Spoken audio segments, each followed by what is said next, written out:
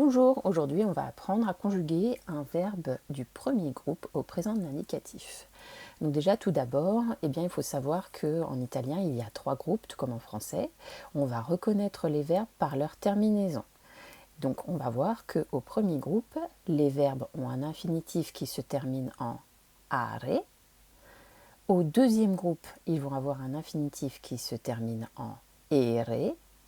Et au troisième groupe, ils vont avoir un infinitif qui se termine en ire. On voit qu'il y a un petit 1 et un petit 2, car il y aura deux conjugaisons pour les verbes en ire, tout comme en français, où on fait une nuance entre les verbes comme finir qui fait nous finissons et le verbe partir qui fait nous partons. On verra qu'en italien, il y a une nuance également. Alors, elle n'est pas sur la personne nous, mais sur la personne je, mais on aura la même nuance. Et il faudra apprendre par cœur les verbes en ire qui se conjuguent selon une forme et selon l'autre forme, mais bon, ce sera dans une autre vidéo. Et puis, comme en français, il y a des verbes irréguliers, bien sûr, donc là, ils n'y sont pas tous, ce sont les essentiels, donc il faudra apprendre par cœur, qui auront des terminaisons aussi, mais qui auront surtout des changements de radicaux, car nous verrons que les terminaisons, finalement, restent assez logiques. Donc aujourd'hui, on va se pencher sur les verbes du premier groupe, que l'on va reconnaître parce qu'ils terminent en are, comme par exemple le verbe parlare, qui veut dire parler, il ressemble au français en plus, qui est aussi du premier groupe. Donc on voit bien qu'ici, il est à l'infinitif, il termine en are, donc il fait partie du premier groupe. Donc déjà, la première chose qu'il faut savoir, c'est que les Italiens souvent font l'économie des mots, c'est ce qu'on dit. Et bien tout simplement déjà parce qu'ils ne vont pas utiliser les pronoms personnels sujets systématiquement. Donc les pronoms personnels sujets je, tu, il, nous, vous, il existent bien évidemment, mais les Italiens vont les utiliser soit pour exprimer une opposition, soit pour insister. Donc par exemple, si nous en français, on va dire ah je parle français et qu'on va dire ah ben moi je parle italien, et bien là on va utiliser le pronom personnel sujet. Et pourquoi d'ailleurs ils ne l'utilisent pas? Parce que chaque personne va avoir sa terminaison. Ce qui fait que nous en français, si on dit je parle, tu parles et qu'on enlève je et tu, eh bien on ne saura plus qui est la personne, alors qu'en italien, toutes les terminaisons étant différentes, on sait forcément le sujet qui parle. On saura si c'est je ou si c'est tu, puisqu'il n'y a pas de terminaison identique. Donc par contre, ces pronoms sujets, il faut quand même les connaître, même si on les utilise beaucoup moins en français, il faudra les connaître. Donc pour dire je, on va dire io, avec un i long. Tu, attention, c'est que comme en français on ne dit pas tu, puisque le son u n'existe pas, et on dira tu. Ensuite, pour il et elle, c'est lui et lei, on prononce bien toutes les lettres. Pour nous, c'est noi. Pour vous, c'est voi. Et pour il ou elle au pluriel, c'est loro. Et oui, il n'y en a qu'un seul. Eh bien, ça fera pour les deux, pour il ou pour elle au pluriel. Donc une fois qu'on connaît les pronoms, mais qu'on n'est pas obligé d'utiliser, eh bien on va s'occuper du verbe. Et donc, on voit que j'ai laissé ici en noir parle, qui s'appelle le radical de l'infinitif. Donc c'est ce qu'on va garder. Donc surtout, il ne faut pas oublier de retirer are, car souvent les personnes débutantes gardent l'infinitif complet et mettent la terminaison derrière, et ce qui fait que ça fait soit un autre temps, soit une forme verbale qui n'existe pas. Donc on n'oublie pas d'enlever are avant de procéder à la conjugaison. Donc il va nous rester parle. Donc on peut le mettre à toutes les personnes, parle, parle, parle, qui est notre radical de l'infinitif. Et puis après, on va apprendre par cœur des terminaisons. Et donc on verra que pour je, ce sera un O. Que le sujet soit masculin ou féminin. Il n'y a pas d'histoire au présent indicatif, il n'y a pas d'histoire d'accord avec du féminin ou du masculin. Ça veut dire je parle, que le sujet soit masculin ou féminin. Parlo. Avec tu, ce sera un i, parli. Avec il ou elle au singulier, nous avons la même terminaison, parla. Ça veut aussi bien dire il parle que elle parle. Donc là, on pourra faire appel au pronom si on veut éviter toute confusion. On pourra dire lui parla ou bien lei parla, si cela peut provoquer un quiproquo dans la conversation. Ensuite, pour nous, ce sera iamo, noi parliamo. Pour vous, ate, voi parlate. Et pour il au pluriel, loro parlano. Donc ça donne parlo, parli, parla, parliamo, parlate, parlano, qui veut dire je parle, tu parles, il ou elle parle, nous parlons, vous parlez, il ou elle parle au pluriel, avec une petite attention particulière sur l'accent. L'accent va être décalé sur la première syllabe parlano. on verra que l'accent est toujours décalé à la troisième personne du pluriel. Ça se fait par mimétisme, on n'a pas besoin d'y penser. En général, on l'a entendu une fois et on le reproduit. C'est pas parlano, mais parlano. Donc voilà, une fois qu'on sait ça, on va pouvoir procéder de la même manière pour tous les verbes réguliers. Alors la question qu'on va se poser, c'est comment on sait si un verbe est régulier ou irrégulier. Eh bien, il va falloir le savoir par cœur. En général, on le sait assez rapidement. On sait que parlare, il est régulier, et on saura que le verbe aller, il est irrégulier, par exemple. Donc voilà, donc on va tester pour voir si vous avez compris avec un autre verbe régulier qui est cantare, qui veut dire chanter, qui est aussi du premier groupe en italien. Donc on va procéder de la même manière, c'est-à-dire que si on veut utiliser les pronoms, on peut, ce n'est pas une obligation. Io, tu, lui, lei, noi, voi, loro. Donc toujours entre parenthèses, car on peut ne pas les dire. Ensuite, on procède de la même manière, on retire bien are, on garde le radical de l'infinitif qui est cant. Et puis une fois qu'on a fait ça, étant donné qu'on a appris par cœur nos terminaisons, eh bien on va les ajouter. Et donc ça va faire canto, canti, canta, cantiamo, cantate, cantano. Je chante, tu chantes. Il ou elle chante, nous chantons, vous chantez, il ou elle chante. Voilà, c'est aussi simple que ça. Il faut juste apprendre O, I, A, IAMO, AT, ANO. Alors après, on va avoir quelques verbes qui ne vont pas être irréguliers, mais qui vont être quand même spécifiques, qui vont présenter des toutes petites difficultés qu'il faut connaître. Et la première catégorie de verbes qu'il faut connaître sont les verbes qu'on va appeler les verbes pronominaux. Donc les verbes pronominaux, eh bien on va les reconnaître car à l'infinitif, ils vont avoir ce pronom ici. Donc on les appelle verbes pronominaux ou réfléchis parce que l'action, elle est réfléchie sur la personne. Ce sont tous les verbes qu'on va traduire par ce quelque chose. Se préparer, s'habiller, se laver, s'appeler, etc. Donc, ils vont avoir ceci à la fin. Pourquoi? Parce que les Italiens vont faire ce qu'on appelle une enclise. C'est un phénomène qui n'existe pas en français. C'est-à-dire qu'ils vont coller le pronom réfléchi à la fin du verbe à l'infinitif. Ils retirent le E de are. Donc, on en a sur tous les groupes, mais là, pour le coup, ça va être sur le verbe en are. Et ils vont remplacer le E final par si. C'est comme si, au lieu de dire c'est le verbe se préparer, ils disaient préparez-se. Au lieu de dire se lever, ils diraient levez-se. Alors après, quand ils vont conjuguer le verbe, ils vont remettre le pronom devant par contre. Donc voilà. Donc il faut juste savoir que quand on voit un verbe qui finit en arsi, ersi, irsi, attention, c'est parce que c'est un verbe qu'on va conjuguer par ce quelque chose.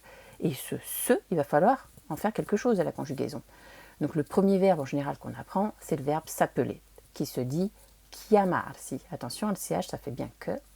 Donc on reconnaît bien que c'est un verbe en are, il a un A ici, il a perdu le E, qui a été remplacé par si. Le verbe appeler, il existe, ce serait le verbe chiamare. Mais là, je voulais vous montrer le verbe chiamarsi. D'ailleurs, si on veut, on peut commencer par conjuguer le verbe appeler. Donc le verbe appeler, on retire are, là on ne s'occupe pas du si, on fait comme s'il n'était pas. Et puis, souvenez-vous, on rajoute les terminaisons qu'on a apprises par cœur après le chiam. Et donc ça fait chiamo, chiami, chiama, chiamiamo. Attention, il n'est pas facile à dire celui-ci, parce qu'il fait yamian. Chiamiamo, chiamate, chiamano. Là, ici, on a conjugué le verbe appeler. On a dit j'appelle, tu appelles, il ou elle appelle, nous appelons, vous appelez, ils appellent. Sauf qu'attention, là, ici, c'est le verbe s'appeler que je veux faire. Donc, quand on conjugue, on dit je m'appelle, tu t'appelles, il s'appelle. Donc, ce me, te, ce, nous, vous, ce, il va aussi falloir les mettre. En italien, là, ils ne sont pas facultatifs, on a obligation de les mettre, ils ne seront pas entre parenthèses. Et donc, on va les traduire de la manière suivante. On va les placer au même endroit qu'en français. Là, il n'y a plus d'histoire d'enclise. Et donc, ça va faire mi chiamo. Donc, mi chiamo, ça veut dire je m'appelle. Le mi, c'est le me.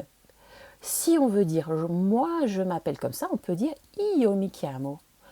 On a le droit de retirer io, mais on n'a pas le droit de retirer mi. Attention, parce que sinon, on va passer du verbe s'appeler au verbe appeler, ce qui n'a plus le même sens. Pour dire tu t'appelles, on va dire ti, chiami. Pour dire il ou elle s'appelle, bien regardez, logiquement, vu que c'est le verbe s'appeler, on va retrouver le même pronom que l'infinitif si. Nous nous appelons, alors nous, attention en français, hein, les Italiens doivent avoir l'impression qu'on bégaye, on dit nous nous appelons. Les Italiens ne répètent pas le pronom, ils vont utiliser un pronom personnel sujet et un pronom réfléchi qui vont être différents. Donc le pronom personnel réfléchi va être ci, pour nous, pour vous ça va être vi, et puis très logiquement, on va retrouver le si, puisqu'on dit bien elle s'appelle, et elle s'appelle, que ce soit au singulier ou au pluriel. Donc ça va donner mi chiamo, ti chiami, si chiama, ci chiamiamo, vi chiamate, si chiamano. Ce qui veut dire je m'appelle, tu t'appelles, il ou elle s'appelle, nous nous appelons, vous vous appelez, et il ou elle s'appelle au pluriel. Donc voilà, donc c'est des verbes qui ne sont pas si durs que ça à conjuguer, mais attention quand même. Et pareil que pour les verbes précédents, on pense bien à enlever arsi, parce que souvent les débutants se retrouvent à dire chiamarso, chiamarsi, chiamarsa. Attention, on retire bien arsi, et après on procède à la conjugaison, on ne garde que le radical de l'infinitif. Donc voilà. Ensuite, on a deux autres catégories de verbes un petit peu particuliers, mais alors là, ils sont beaucoup plus rares. Voilà, mais il faut quand même connaître la difficulté qu'ils représentent. Donc, on va voir que ce sont les verbes mangiare et anciare. Et pourquoi ils présentent une difficulté? Eh bien, tout simplement parce qu'ils ont un i ici. Et que, étant donné que maintenant vous avez bien compris que pour conjuguer un verbe régulier, il faut enlever are et ensuite mettre nos terminaisons, eh bien, on a deux personnes qui ont une terminaison qui commence par un i. Et ce qui nous pousserait à mettre deux i côte à côte. Donc la question qu'on peut se poser, c'est est-ce qu'on met deux i côte à côte ou pas? Eh bien, la réponse, ça va être non. On ne met pas deux i côte à côte. Donc là, ça va être assez simple finalement. Donc un verbe qu'on utilise assez souvent, c'est le verbe manger, mangiare. Donc on voit bien que c'est un verbe qui est en iare. Et si nous retirons are, il va nous rester mangi. Sauf que nous allons voir qu'à la personne tu et à la personne nous, on ne va pas doubler le i, on va en mettre un seul. Donc là, tout va bien. Manjo, on a gardé manji et on a rajouté le o. Mais là, avec tu, attention, eh bien, on a fait disparaître l'un des deux i. On n'a pas doublé le i. Ça n'a pas fait manji, ça fait manji.